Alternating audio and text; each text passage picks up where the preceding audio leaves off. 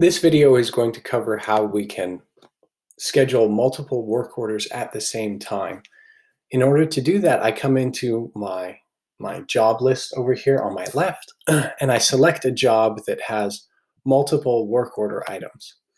So as you can see here, this is a job that has multiple work order items. You can see there's quite a few of them. You can see that the total amount of this job is only $7,800.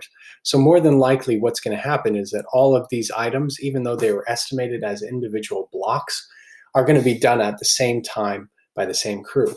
So in this instance, what I'm going to do is I'm going to hit the schedule button. And as you can see, this little green toggle turns on. And I can click on any of these other work order items to schedule them at the same time as this first work order item.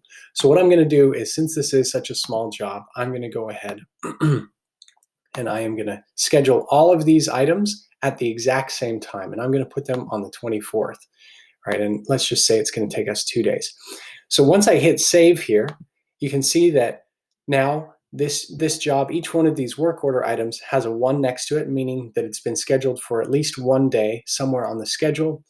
And down here, you can see that here is my work order component right here. And you can see that it has 5 subset work order items in it. So I can see that this is a job and there's 5 work orders being done. You can see up here that here's a job with 2 work orders being done. So this visual cue here will tell us that there are 5 work order items being done in this scheduled item.